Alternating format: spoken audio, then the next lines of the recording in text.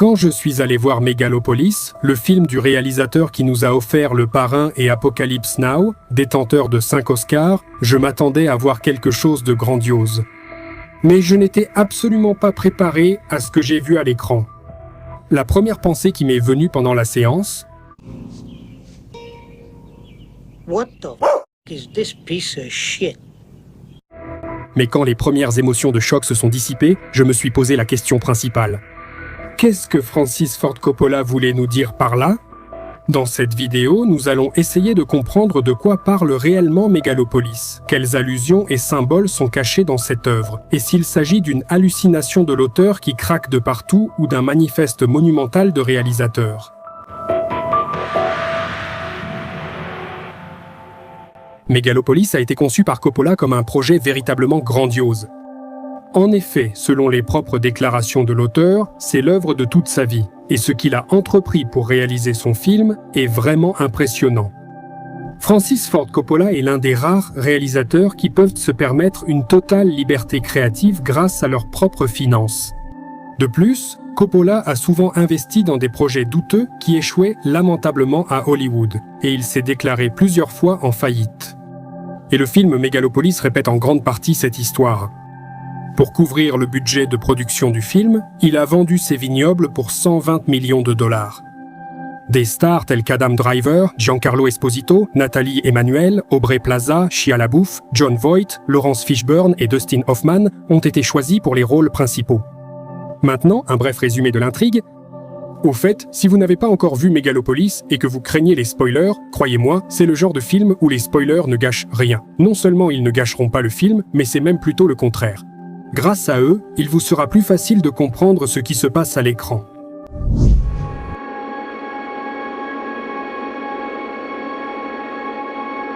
Imaginez une réalité alternative. Une ville appelée New Rome, une référence évidente à New York, a été localement touchée par une certaine catastrophe. Et notre héros principal, l'architecte de génie César Catilina, qui n'est pas seulement talentueux, mais possède aussi la capacité unique d'arrêter le temps. Stop!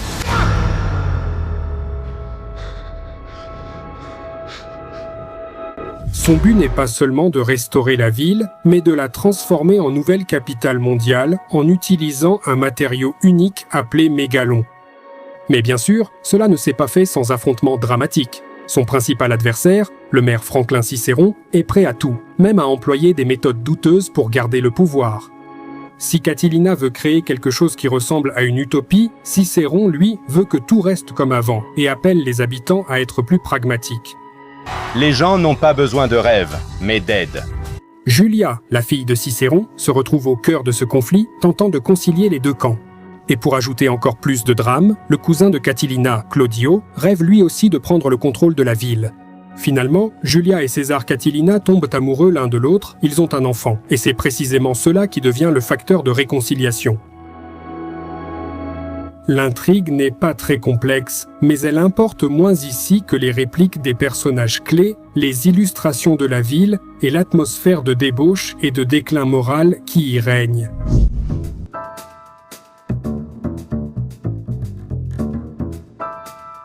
Avant de passer à l'analyse du sens, j'aimerais évoquer le principal défaut du film. L'essentiel, c'est une certaine illusion dans laquelle les spectateurs ont été plongés, consciemment ou non, avant la sortie du film au cinéma. En effet, le film a été présenté comme un drame épique de science-fiction, ce qu'il n'est pas.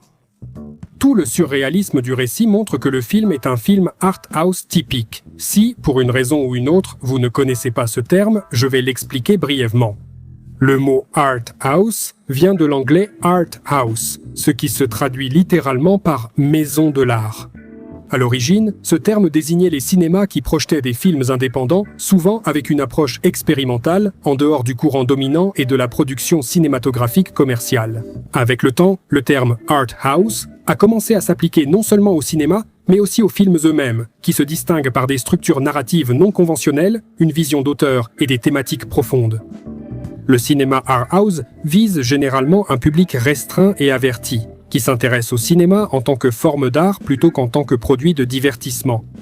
Grossièrement parlant, les créateurs de films art house sont des artistes qui essaient de réinventer la roue. Parfois, leurs créations semblent avoir oublié les roues, mais ajouté des ailes et une queue.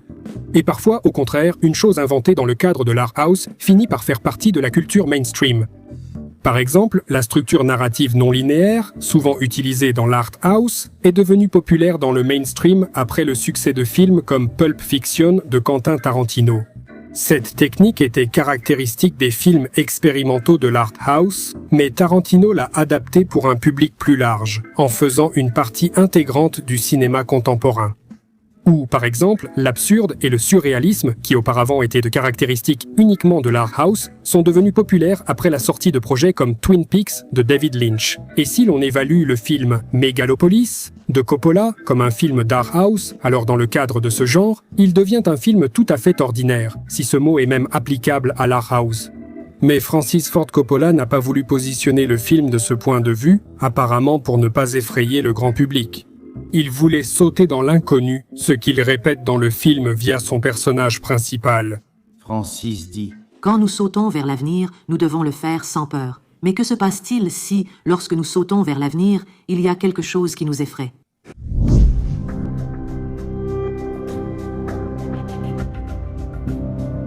Alors, de quoi parle ce film et que voulait dire Coppola ? Évidemment, je ne peux pas lire dans l'esprit de l'auteur ni affirmer quoi que ce soit avec certitude. Mais pour moi, il est évident que Megalopolis est avant tout un film sur Coppola lui-même. Le créateur est toujours destiné à être en avance sur son temps. Temps, arrête-toi! C'est parti. Dans la première moitié du film, on entend une phrase à peu près comme celle-ci: « Rome, c'est le Colisée. Si le Colisée tombe, Rome tombera aussi. » Pendant des siècles, le Colisée a été le cœur du divertissement pour les Romains et les visiteurs de la ville. C'est ici que se déroulaient ces fameux combats de gladiateurs spectaculaires. Si l'on fait une analogie avec le monde moderne, le Colisée représente le domaine du divertissement, et en particulier le cinéma. Si le Colisée tombe, Rome tombera aussi. Si le cinéma meurt, la civilisation disparaîtra aussi. Et comme nous le savons, le cinéma, ces derniers temps, n'a rien pu offrir de fondamentalement nouveau. Et la plupart des films semblent regarder vers le passé et tentent de jouer sur les sentiments nostalgiques. En fait, Rome n'a pas été choisie par hasard, car comme tout le monde le sait, Rome, ou plutôt l'Empire romain, c'est pratiquement toute une civilisation qui a disparu sous la pression des crises internes et des invasions barbares. Imaginez que la société moderne n'est qu'une branche d'une civilisation au bord du gouffre. Voilà notre mode de vie, et nous n'en aurons pas d'autre. Au centre de l'histoire se trouve César Catilina. En fait, il s'agit d'une incarnation du créateur, semblable à Coppola lui-même. Il peut accomplir des miracles et arrêter le temps d'un claquement de doigts, comme les réalisateurs influençaient autrefois des millions de personnes à leur apogée. Mais personne ne s'en soucie, la ville étant absorbée par le commerce et la débauche. L'homme le plus influent de la capitale la plus influente du monde, où le pouvoir sur le temps ne peut rien changer. Il ne peut s'opposer à la bureaucratie, à l'ignorance, ni au pouvoir de l'argent. Ici, il y a Franklin Cicéron, le maire de la ville, incarnation de la bureaucratie moderne et du refus de changer quoi que ce soit. Il y a Lady Wow, incarnation du show business moderne, de la presse, de la télévision et de tout le reste. Écoute-moi, toi et moi on a un accord. Tu es sur mon territoire maintenant, et tu vas suivre mes règles. Il y a Claudio, symbole des cinéastes de la nouvelle vague, d'une incompétence totale et de la provocation. Hamilton Crassus, c'est l'ancienne école, flasque et impuissante, qui n'est plus capable de résister aux tendances modernes et, sans doute, ne comprend déjà plus ce qui se passe autour d'elle. On peut trouver encore beaucoup d'analogies dans le film, mais seul l'auteur lui-même peut pleinement en expliquer la signification et nous ne pouvons que le deviner. Ici, nous voyons aussi la crise de l'auteur qui n'arrive plus à créer car à un certain moment, César Catilina, perd sa capacité à arrêter le temps. Stop! Il y a aussi une réponse. C'est son amour, la fille de Cicéron, qui lui rend la possibilité de créer. Fais-le pour moi. Essaye. Arrête le temps pour moi.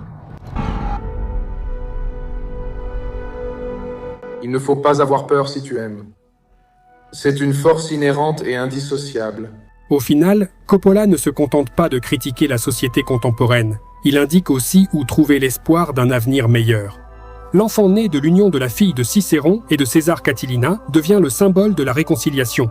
En effet, ce sont précisément les enfants, notre avenir, et la prise de conscience de la planète que nous leur laisserons, qui peuvent devenir ce facteur capable de nous unir pour le bien commun. Cette union, cette capacité dans laquelle nous vivons, c'est la seule chose que nous ayons. Et lorsque nous posons ces questions, lorsque nous avons un dialogue à leur sujet, c'est pour l'essentiel une utopie.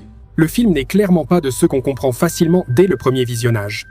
Mais pouvons-nous critiquer un réalisateur qui a déjà atteint tout ce dont on peut rêver dans le cinéma et qui, à plus de 80 ans, continue de créer et d'expérimenter, et cela avec son propre argent?